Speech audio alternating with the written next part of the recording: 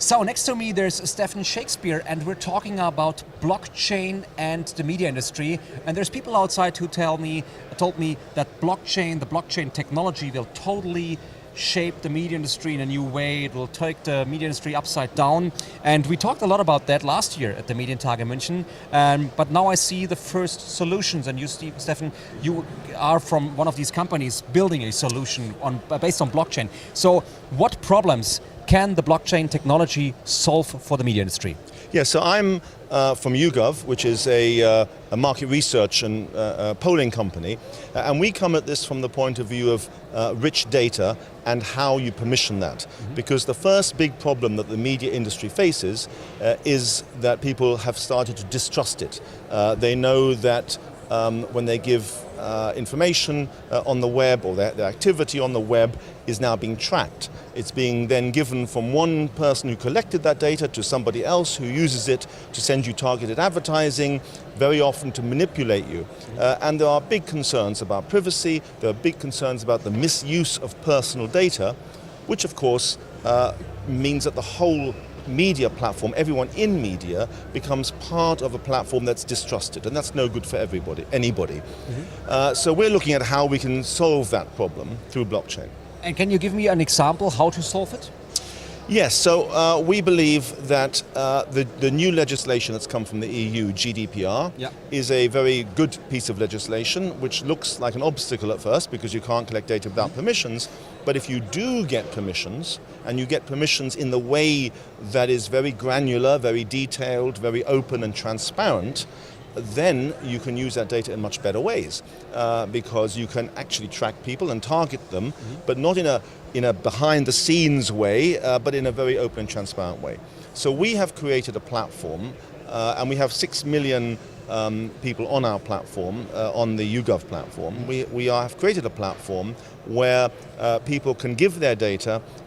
They say their age and gender and where they are, but they can also tell them, I'm into cars, I'm into sport, I'm not interested in fast food, but I love this, and so on. We collect lots. We have over 200,000 variables on our system, and the users can say, hey, I don't mind my data being used to serve me targeted advertising or to serve me targeted content, but I need to know what data you're using and that you're using it according to my permissions. So they see what you know about them? Or we show them everything that we know about them, and they can say, I want to hide this, I don't want to hide this, I want to get paid for this to be used, for these pieces to be used. And then you can use it, and you can use it in ways that I can see. And this all happens on the blockchain. That is to say, it's recorded on the blockchain.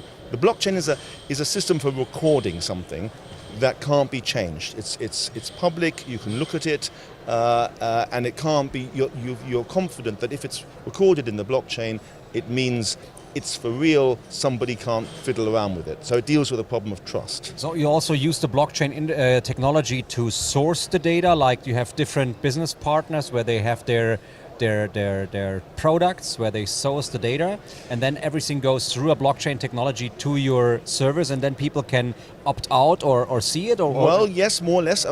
Specifically, everybody who takes part in a particular transaction. So let us say you have told us that you are a male who lives in München and loves television. How do I give you that information? Like a web form, or is it motivated? So we do it because we're a survey company. Okay. We do it through surveys, but you can also upload it into the system, right? So you've told us your age, your gender, your location, and the fact that you're really into beer, and any beer offers would be very welcome, etc. Right? But what is the motivation behind it for the people? Because you get paid. You get paid so for this you give data. me money if I answer the survey. So you put this up, and then people will pay, instead of paying another platform to spray in any old direction advertising at it, or to misuse personal data. When they use this, they have used your data, which you have permissioned for this use, and when they send you something, that payment goes to you, and it leaves a receipt in the blockchain. So you can go back and say, oh, look at this. This beer producer sent me this offer because of what they knew from us for me that I put in the blockchain. So sounds like getting paid for receiving newsletters. Yeah, it's getting it's getting paid for receiving newsletters. Although I think we can be much more interactive than in newsletters. Newsletters you just read. This could be saying, look, we know you're interested in beer. Would you prefer 50% off 20 bottles of this or 25% of this? Here's a voucher. You can go and take it in the shop. It's much more about interacting with you to focus on your needs based on your data. They're obviously not actually going to talk to you. But that's something totally opposite to the big platforms. Like the product is, the user is the product. They give me everything for free and I pay with my data. And I never get a receipt. I never get paid back. That's right. So is that kind of compatible with the media industry, like with advertising models, or is it something completely different? Or can you combine it? I think it's highly compatible. Because one of the things that we can do is we can deliver the ads on a media platform, and if they're delivered in this way, in other words, not by a mysterious ad-serving agency that you've never heard of, but they're delivered by the platform, you know those ads are coming to you using your data that you've permissioned and you're getting paid for. So those ads can be integrated into any other platform. And that really is why this is a transformative technology. It really says, actually, all the things that are happening, which are done badly and without permission, and with you as you say, as the product, as the rather than just an innocent audience, all those things are reversed. You have opened up the data to them. Therefore, they're using really good quality data. It's the data you wanted them to have. They're paying you to do that.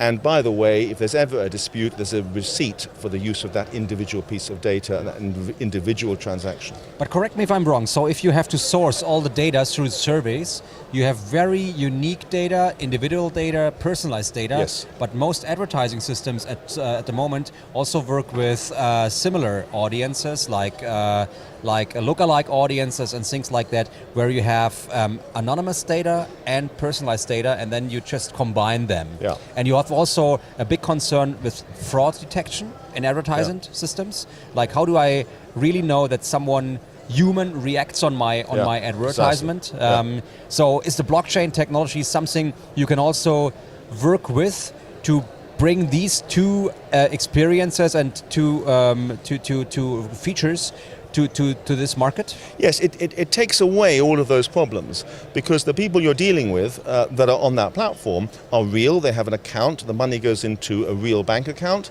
and it's also not imputed data. What you're talking about is obviously imputation. There's a real danger with imputation, which is it can be wrong, and it very often is wrong. And if your mother bought something on your Amazon account, or you bought a present for your mother, it doesn't know that it bought it for not you or whatever. And you can imagine not just that, but much worse mistakes. And with the attachment of AI to vast amounts of data, imputing data to the population, you're really going to find yourself treated by other companies as some sort of shadow of yourself, that you can never know what they're thinking. Even they don't know why the program has chosen you. It's all very shadowy. Under this, everything is crystal clear. It's all about transparency. And how do you persuade Amazon or companies like Amazon to take part in your system? Well, the first thing is, now we are actually a market research company, and most of the big companies that you can think of are our clients already, and we work with them on advertising and so on. Not for the blockchain part, that's new. The blockchain part is new, and we're saying, look, you can use this in lots of different ways in order to improve the veracity, the openness of your data. And by the way, GDPR has made a massive difference to the way that the Facebooks and the Googles and the Amazons are treating data. It's really been a very effective piece of legislation. So I think we are in a new era of so you correct present this data as use. an add-on as your existing business model and say, okay, this is the solution to the GDPR. Yeah, it's a follow-through from one business model to the other. I think I got it. I hope you got it too. Brilliant. Otherwise, write it to the comments section. Thank you for being my guest, Stephan. Thank you very much. Yeah, and Brilliant. take care and enjoy the Medientage München. Thank you very much. Bye-bye.